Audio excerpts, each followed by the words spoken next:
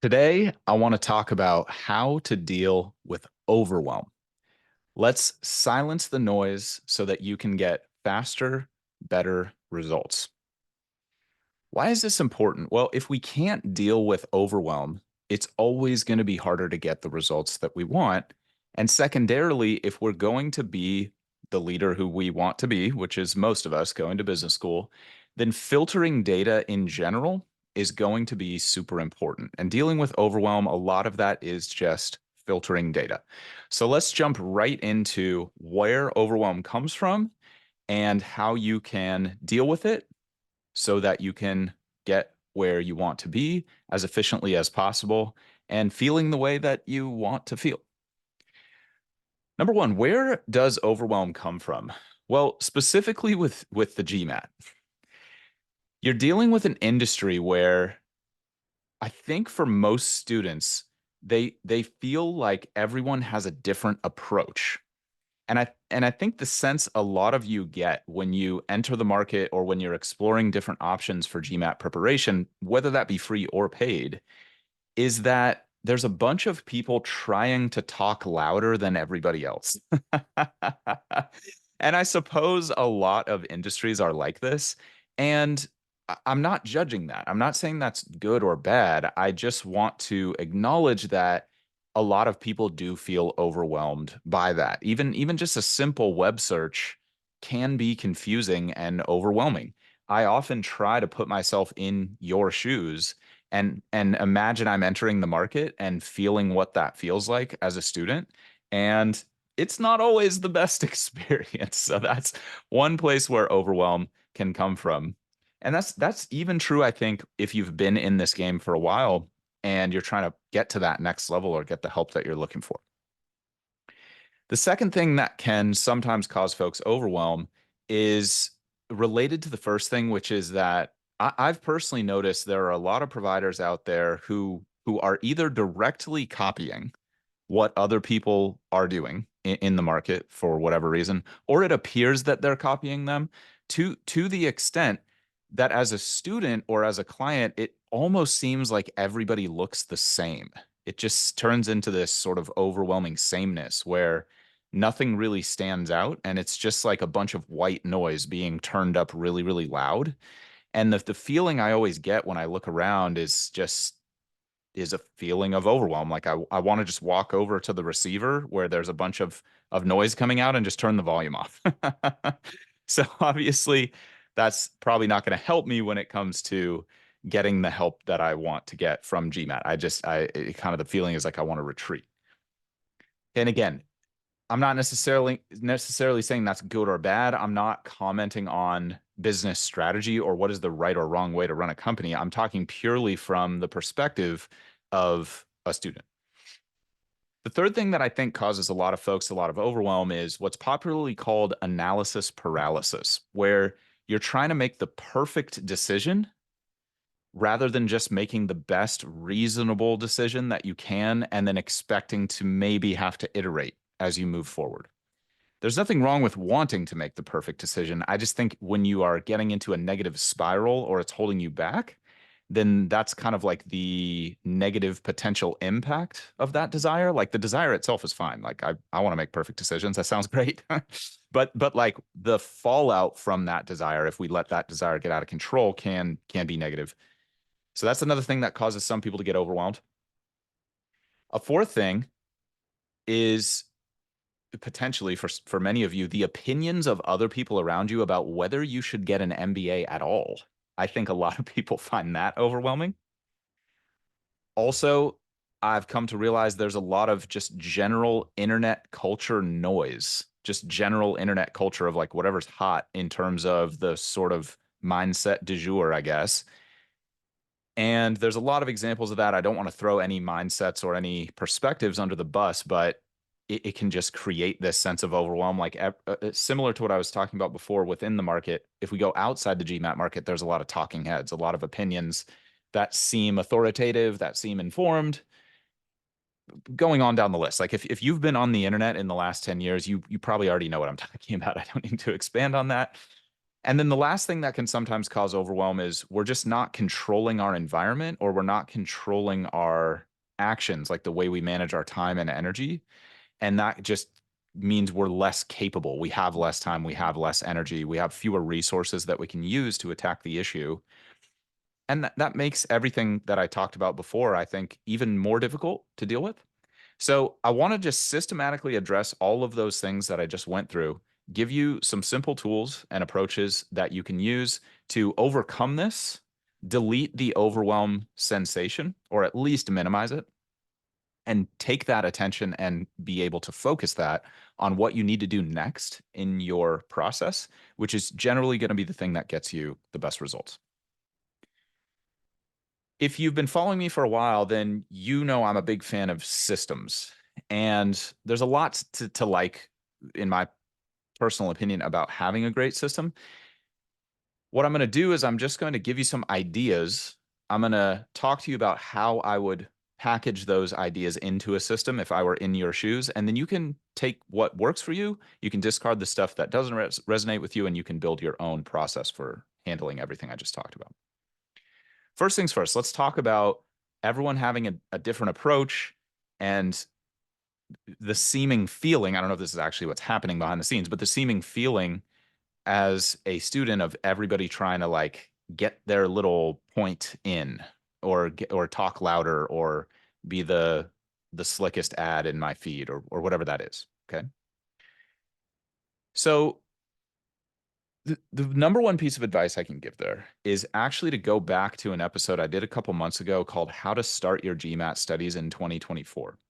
If you've already listened to it, but you're still feeling this sense of overwhelm, I would recommend going back and giving it a re-listen, because I give a pretty extensive breakdown of how the GMAT market works depending on your goals, your timeline, and your budget. And those are usually the big factors most of you are using to make your decision about how to move forward with this. Some of you are only doing free stuff. I talk about that and the best resources there. Some of you want to spend as much as possible to get the quote unquote best help you can get. And then there's everybody in between. And then there's all different types of budgets in terms of the time you can spend. Some of you are going to have to do this with 3 hours a week. Some of you are doing this with 60 hours a week, and everybody in between.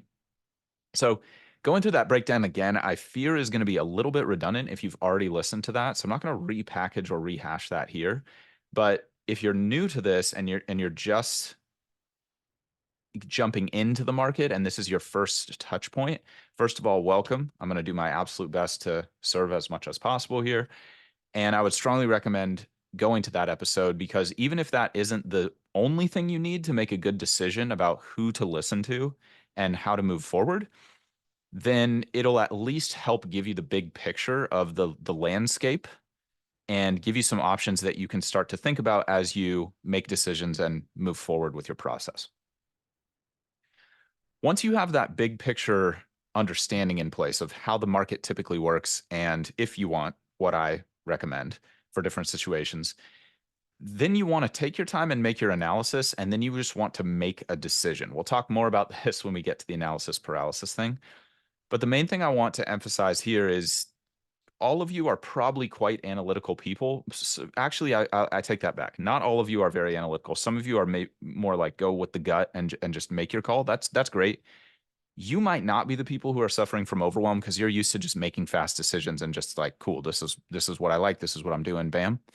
I've got a couple extra tips for you if that's you. But for a lot of you, you are the deep analyzer, the deep thinker, and you want to consider all your options. And so by all means, take the time to do that. But once you have put everything into the metaphorical spreadsheet or the literal spreadsheet, you want to just make the best call. It's very rare that there's like a perfect decision that you can make, because you won't have enough industry knowledge until you've been studying for a little while to really make like a super informed judgment. That's what I'm trying to give you in that episode that I just referenced from a couple months back. But here's the advice that I can give once you have made your decision. Only adjust if you're not seeing the results you want to see, or if it's a clear misalignment of style after you start going down whatever path you decide is going to be best for you personally. And the key there is once you commit, you want to be all in on that path, truly all in. blocking out all other noise of other providers, other distractions, people on forums, nothing against that. Like that's all helpful in certain situations. But as you're just starting out, if you're feeling overwhelmed and what I've been saying is resonating with you, then you want to turn the volume down on all that other stuff and just be all in on one path. Just stay all in on one path and truly be executing to the best that you possibly can. I don't know if there's anything that we could call quote unquote perfect execution, but like the closest you can get to that of actually taking the advice that the path that you're on is giving you, doing your absolute best to invest high quality time and energy into the process and sustaining that for a reasonable length of time that would actually net you some results. So not just like executing for a couple days and then taking another practice test to see if your score moved. That would only really be realistic if you're studying full time and that few days had like 20 to 30 hours of studying impact into it, you know. If you're studying like a lot of people are, maybe like 1 to 3 hours a day, give or take, you're probably going to want to give it like a month to really move the needle. And even that might be too quick for certain types of programs. So trust the process and trust your original analysis and only make an adjustment if you're like, yeah, this is definitely not giving me the results I want, or I definitely do not like this. It was cool. The marketing was great. The messaging was great. It seemed like it was a good fit. Now that I'm in the ecosystem, this is definitely not for me. That's the time to switch for sure when you have that clarity. But if you are not executing on the plan, then now you're the problem, not the plan. The plan is not the problem if you're not executing. Now, a lot of you are great executors, and that's not going to be the issue for you. And I'm in touch with a lot of you on a regular basis through a variety of different channels. And if you're not having the problem executing, then definitely put the pressure on the program to deliver the results. If you struggle to execute, then becoming a better executor is going to be a super valuable skill. I just did a few episodes on this. The one I would recommend listening to is from a few weeks back. It's called How to Score High Consistently on GMAT Focus. And really, that episode is about becoming more consistent with your execution in general and systems to help you execute at a higher level. Since perhaps obviously great execution is a really big part for most people of getting great GMAT scores. Yes, there's always the exception to the rule. There's always the person who just YOLOs it and shows up on test day and gets a perfect score or a 780 or something, 785 now. And that's awesome. You know, if that's you, that's amazing. A lot of us are super jealous of that ability. For the rest of us who are not in that category, which is going to be the overwhelming majority of us, then you either need to execute well and do your thing, or you need to become a better executor. And that's that. That's how you can really help with the everyone has a different approach kind of thing. You listen to me break down the market as objectively as I possibly could, by the way. Like there were many ways that I could have run that discussion that would have been like a more direct benefit to me personally. But I'm doing my absolute best to, like I said, put my money where my mouth is and serve at the highest level I can here, be the best friend to all of you that I can, for lack of a better expression, and just trust, you know, that the people who are going to be a good fit to work with us and TGS directly are going to make it through that. And then for all of you who wouldn't be a good fit, just trying to do a solid for you. So that breakdown will help. Then make your analysis, then just make a decision. Because after more than a week of analyzing, you're probably wasting time. That would be my just gut check, kind of like if you need a timeline.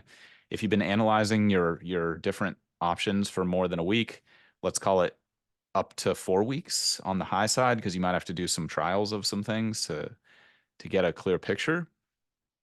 Depending on your timeline, you've just got to hit the books and go at that point and just try something and don't be afraid of iterating. And I'll talk more about that in a moment. Next up, let's address this feeling of like a lot of people seeming to say the same thing, or like seeing the same headlines everywhere, like the quickest, the fastest, the best, like all these sort of marketing buzzwordy kind of claims. Not saying anyone's claims are either true or not true, just saying from a student perspective, it's like, well, wait, like how can like all 10 of these people be the best? Like that, like if I look up best in the dictionary, we got a problem all of a sudden, right? So, um, if you're in that boat and you're starting to get a little overwhelmed by like everybody looks the same, that's when you want to start just trying stuff and using the spreadsheet. Like, okay, I'll do this trial, I'll do this consult call or free consultation with this company or this individual person, and make notes about the physical aspects of their offers, what you perceive is true about their claims, because what's this saying from Seven Habits of Highly Effective People?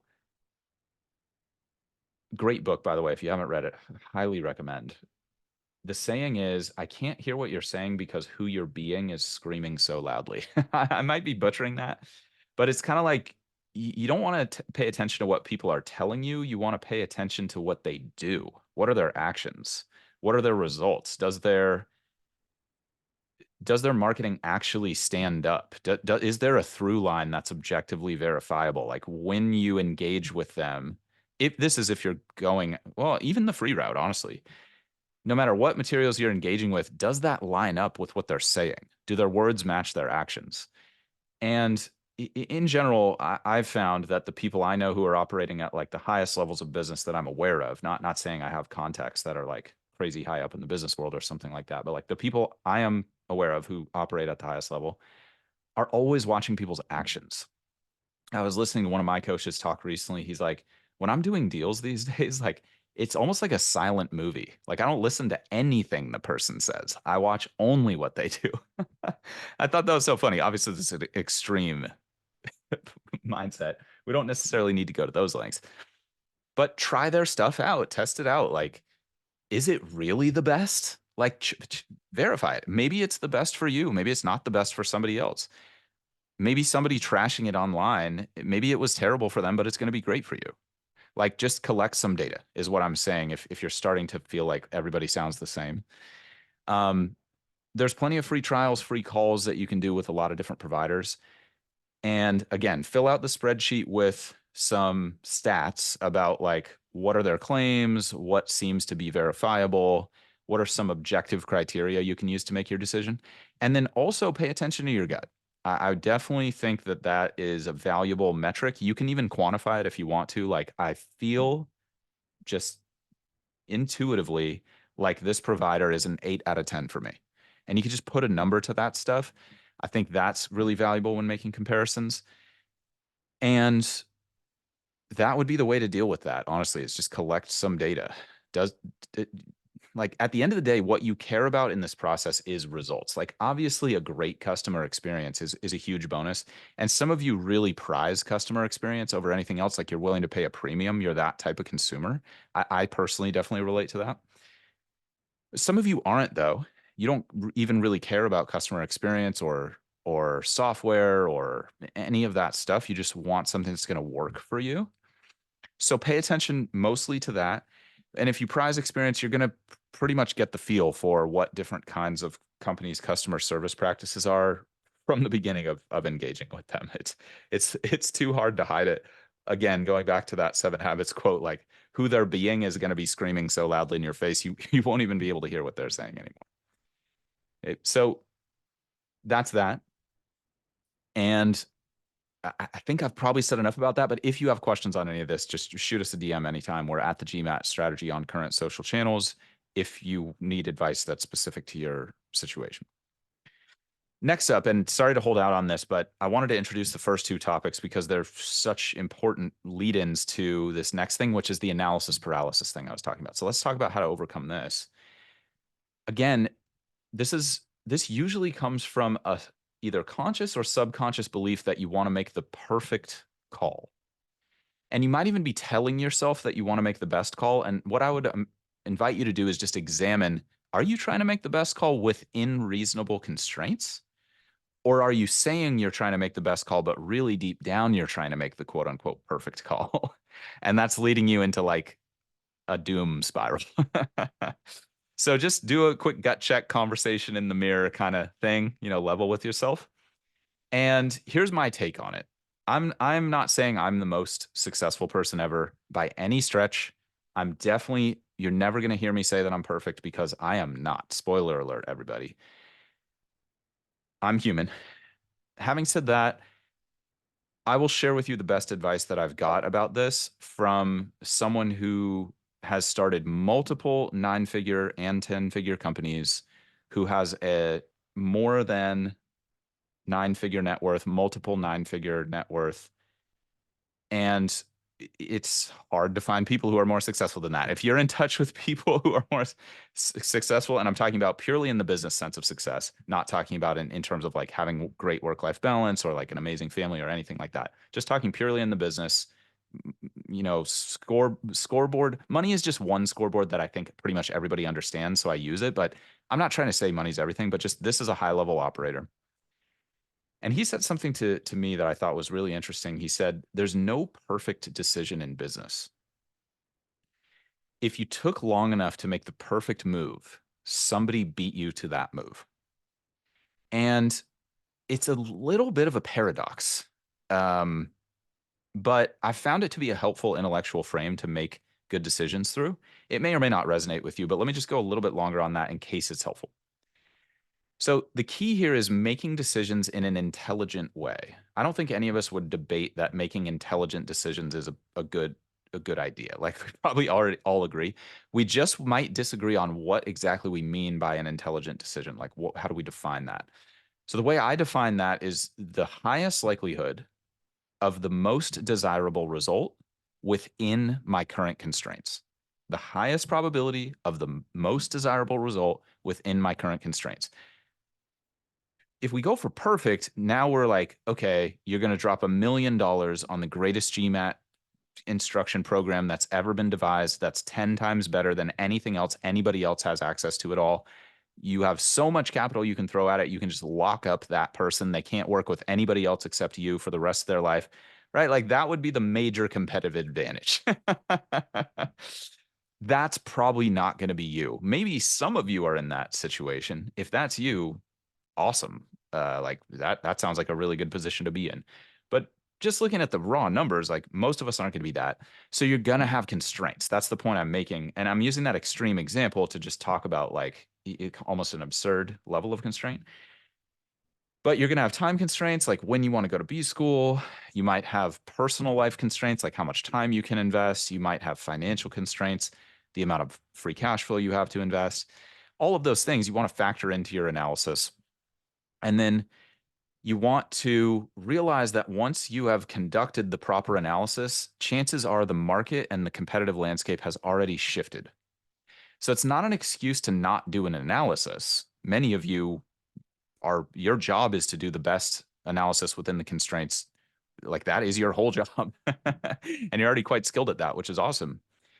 But you also have probably had the chance to see, like, even with the best analysis possible, it's almost impossible to make the right decision 100% of the time. So you want to just start now getting comfortable making the best call within your constraints that has the highest likelihood based on your current knowledge, and then understanding you may have to make adjustments. It's very likely you're going to have to make adjustments. The best investors are probably not making one call and then not checking the data for a decade. Like that's unusual. I'm sure there's people out there who do it, but most investors are going to have some kind of data stream feeding back to them. How's my investment going? Am I on pace for my target or not? Do I need to make an adjustment or do I need to hang tight?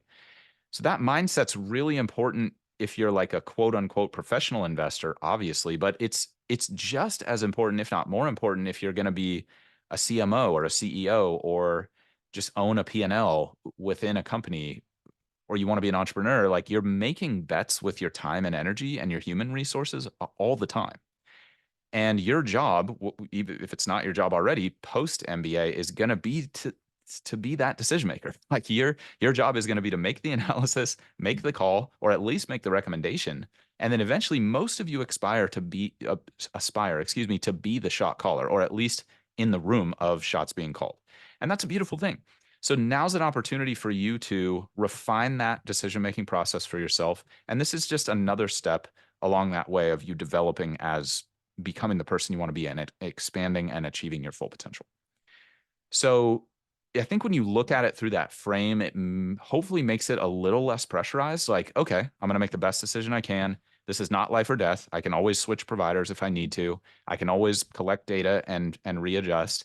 And hopefully you're not so under the gun right now that you just need to get the score yesterday. Now, if you are in that position, then you just have a larger constraint than the average person. That's fine. You can still make a good decision. And just because you don't make the perfect decision doesn't mean you didn't make a great decision and doesn't mean you're not going to get your long-term outcome. You don't need perfect decisions to become successful in most situations. And hopefully that's obvious. So, my advice to you, if you are struggling from the analysis paralysis thing, final piece of advice is set a deadline. Ask yourself by when should you make a decision such that you'll have enough time to execute and pivot if absolutely needed. Then just get the best information that you can within that window, make the decision, and again, just work on becoming the kind of person who can strike a good balance between analysis and execution. The right balance between analysis and execution is pretty much what greatness is made out of, in my personal opinion. So if you have questions about that, again, reach out anytime. But that's pretty much my advice for the analysis paralysis thing and overcoming it. Hopefully that's clear. Next up, how do I deal with the opinions of other people about whether or not I should even get an MBA in the first place? This situation is something a lot of people deal with. It's something I dealt with and still deal with, which is just like interesting. But the key here is working on your filter of information. And the best way that I've come to practice this and the way I've had it recommended to me is only take advice from people who have the results that you want in any particular arena.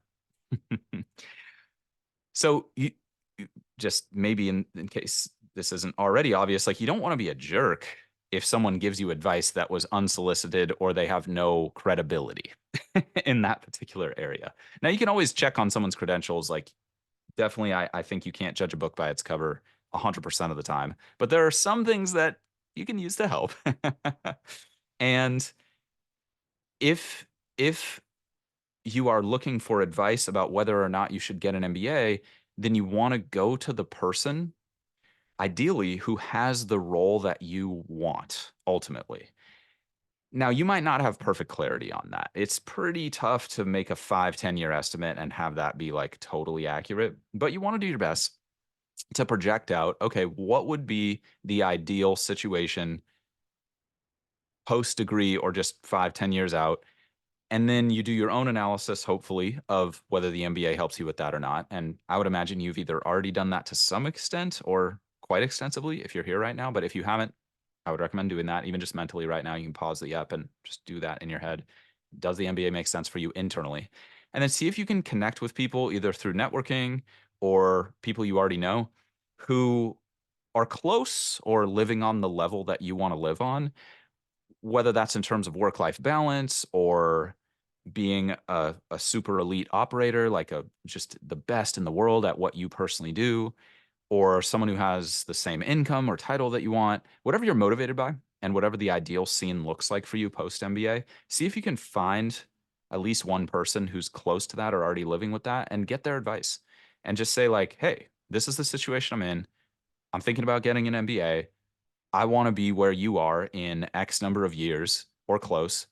Do you think that's the best thing for me? And listen to what they have to say. And if you can get more than one data point, that'll probably help you out. But that's pretty much how you'd go through the filter of a bunch of talking heads trying to give you advice about whether you need an MBA. Like if you bring it up in conversation and your uncle's like, you don't need it. I got my MBA and blah, blah, blah. Like look at your uncle and be like, do I want to be you? Because if I want to be you, I should definitely listen to what you're saying. If I don't want to be you, then I'll listen politely. Wow, that sounds like great advice. Thanks for the feedback. Really appreciate it. Tell me about this classic car you're restoring in your free time, Uncle Jimmy. Like just politely change the subject. Something like that. I don't know. I don't know if I'm the right person to be giving social advice now that I think about it. So take that with a big grain of salt. But that's how I would handle it, if you're wondering. So, if someone's got a great family life, definitely listen to what they have to say about their family, but maybe not financial advice. If someone has a great career, maybe listen to their career advice, but maybe not listen to their advice about how to have a great personal life, et cetera, et cetera, et cetera. Some of this stuff is obvious, like you already know it, but I'm kind of just like trying to be a good friend and give you the friendly reminder of like, hey, remember, you might have a bunch of people talking to you about whether you should or shouldn't get an MBA. Make sure you hit the off button on the people who are like, Thanks for sharing. And make sure you turn up the volume on the people where you're like, okay, if I could become you, that actually sounds pretty good. Or have your situation. Let's put it that way. So what we're really talking about there, and the main key that I'm recommending is define what success looks like for you personally. What is the ideal outcome? If you don't have a clear picture of that, or at least a couple bullet points that you could write down on a piece of paper, even if it's not like crystal clear vision level stuff, if you don't have that, it's going to be super, super hard to optimize, everybody. It's going to be really tough to know whether you should get the MBA or not. Now, quick caveat there. Some of you have just wanted an MBA for a long time, or it's like a gut thing, or you always had that dream. And that's a great reason, in my opinion, like just pursuing your dreams for the fact of pursuing your dreams, elevating, being a better operator, provider, more valuable human to society, to businesses, or just you like growth, you just value growth in general, and this is a way you can grow. I think all of those are great reasons, but that's a version of defining what success looks like for you. It's not like the end game, like you know what your address is going to be in 10 years, kind of vision thing.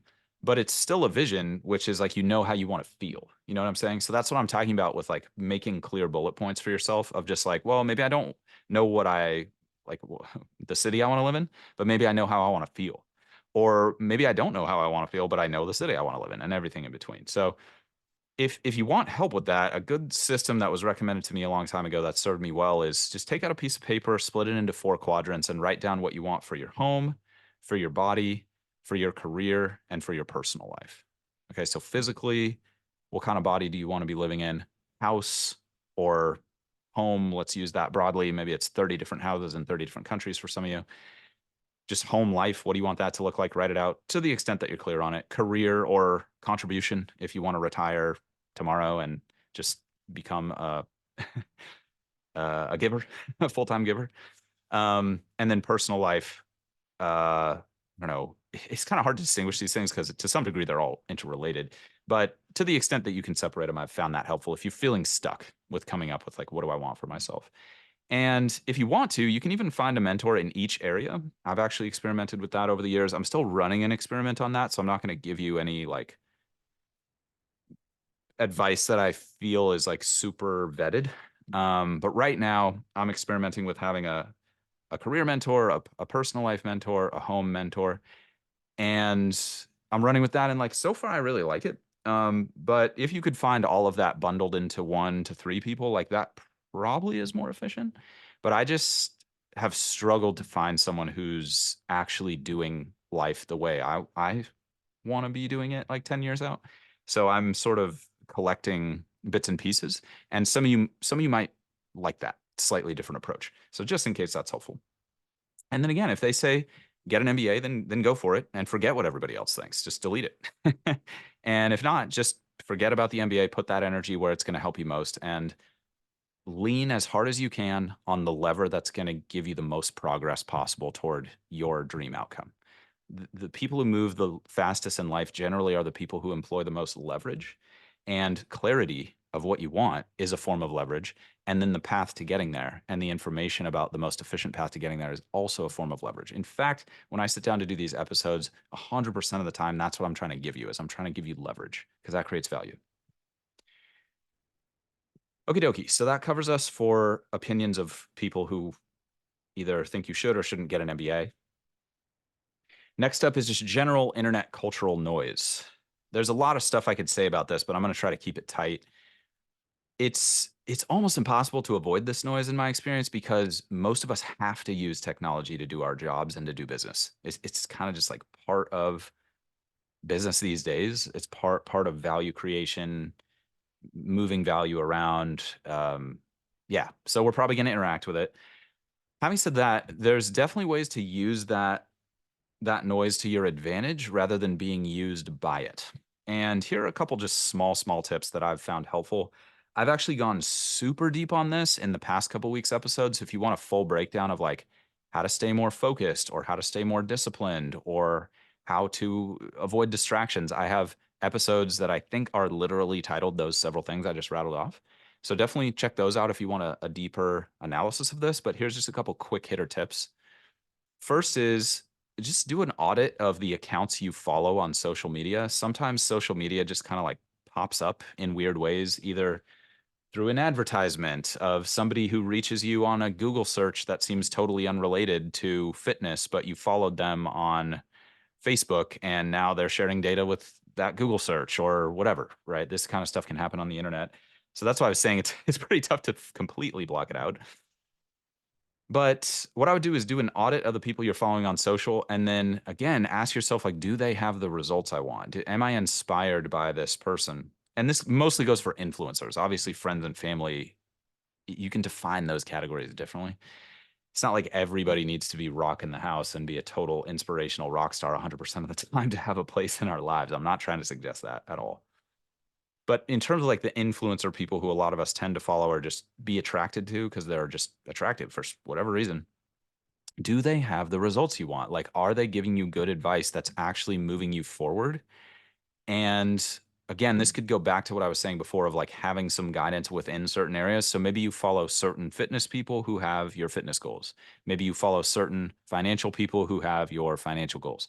And you can just go down the list. I'm not saying you have to follow or unfollow anyone. I'm just saying like kind of do a quick audit of it and then consider following more people who you're more aligned with or consider unfollowing some people who you're less aligned with. Like maybe you followed them 5, 10 years ago and it's just no hate. It's just not a fit anymore. We're moving on, seeing different people, as it were, in the most literal sense.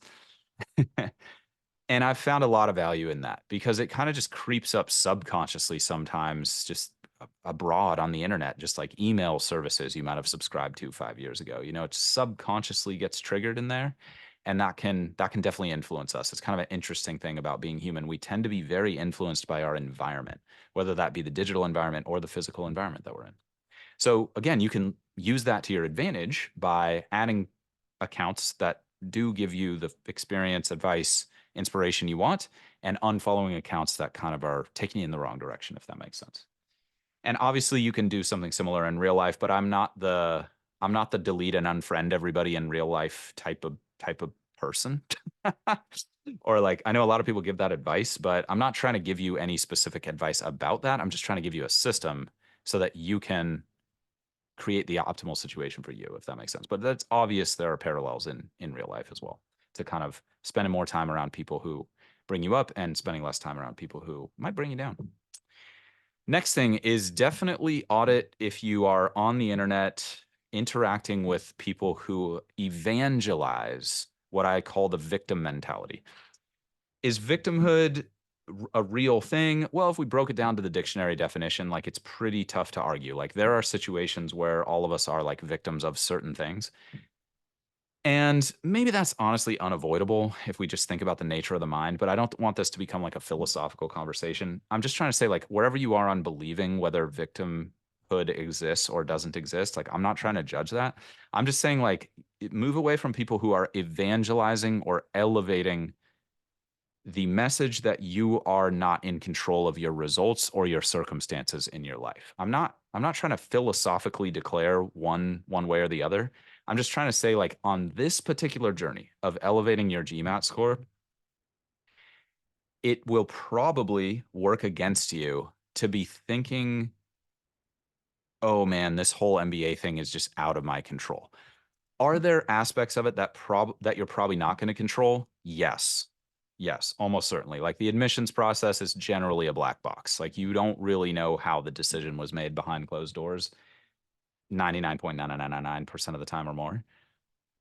Having said that, th- accepting that and then not focusing on that aspect of the process, I've found to be valuable. It's like, yeah, I'm not going to control that, so I'm not going to give it any mental real estate. I'm going to focus only on the stuff I can control, which, for example, is like your GMAT score. You can definitely increase your GMAT score.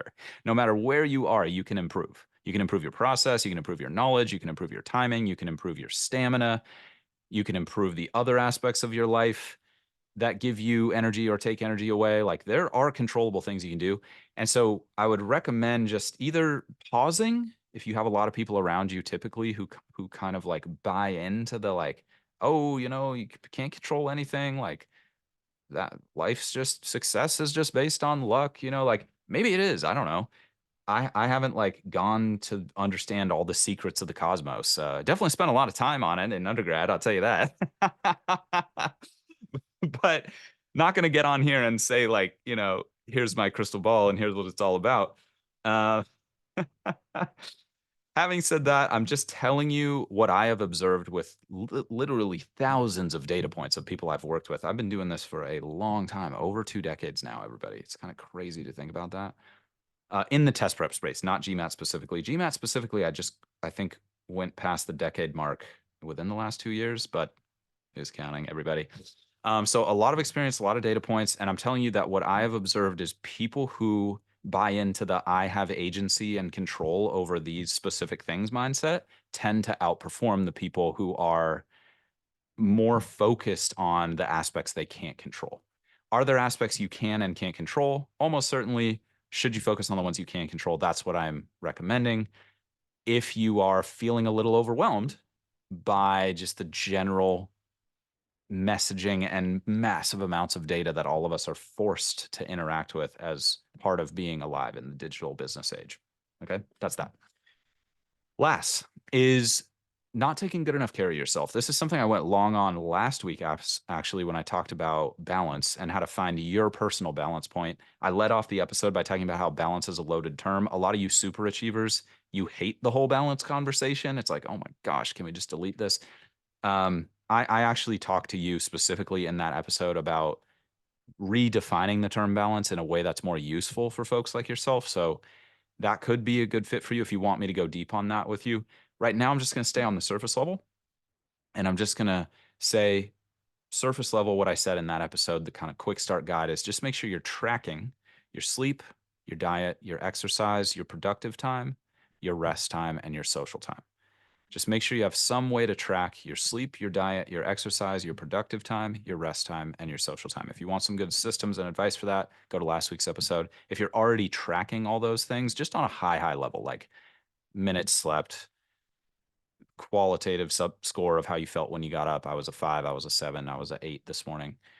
Diet, just basically what list of what you're taking in. You can always go deeper with that if you want. Exercise, what you did and for how long, on what days. Productive time, how much time was scheduled versus how much time did you actually execute on the thing. Rest time, how much was scheduled versus how much did you actually spend doing the restful activity. And then social time, how much was scheduled versus how much time did you actually spend with your people. Perhaps, obviously, I'm coming from a slightly extremist point of view, recommending that you track all that stuff. That's a little window into how I like to do things. But again, not going too long on that, like just super high level. If you don't manage your time, energy, and attention, you're probably not going to have as much of it as you want, which is another way of saying you're not going to have enough of it to get the results you want. And I've never heard anyone say, like, I wish I didn't have enough time, energy, and attention to do the things I want to do in my life. Like, I've literally never heard someone say that. Not even joking have I heard someone say that. So this analogy is extendable in a million arenas, but let's just say, like, if you don't manage your money, you're probably not going to have enough money to do the things that you want. Leadership, a lot of leadership is about control. And if you can't control your own time, energy, attention, and money, are you really going to be the kind of person who should be managing that stuff in a business at scale? Because that's probably going to be your job post MBA, is managing your own time, energy, attention, and money, and managing the business's time, energy, attention, and money.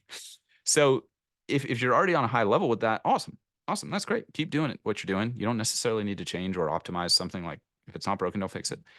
But if you're like, shoot, I'm not managing that stuff well, then start tracking and maybe consider going back to last week's episode where I give you like a full breakdown of what I recommend there. Okay. Because if you do that stuff well on a small scale first, then you will be for sure ready to do it when the lights are brighter on the biggest scale. And my guess is a lot of you want to do that, which I think is awesome. Like, that's why I'm making this pod for you. Like, you going to business school does make the world better.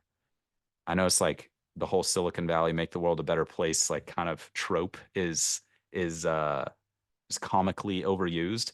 But if we're just going to use it in the like most legitimate sense, or maybe in the most valuable sense of that phrase, like not satirizing it at all, like, that will definitely happen. The quality of business leadership directly influences the quality of life for people in the world. That's been my experience. So that's that. That's how I recommend dealing with overwhelm. If you have any questions about that stuff, like I said, just reach out anytime. As always, my greatest hope is that this material will make your studies as easy and as painless as they can possibly be.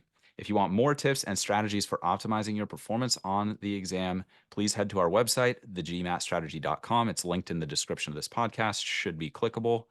And check out our video presentation on how to achieve your dream GMAT score in half the normal time. In the meantime, this is a weekly show, so please subscribe. And as always, stay positive and stay consistent with your studies. I'll talk to you all soon.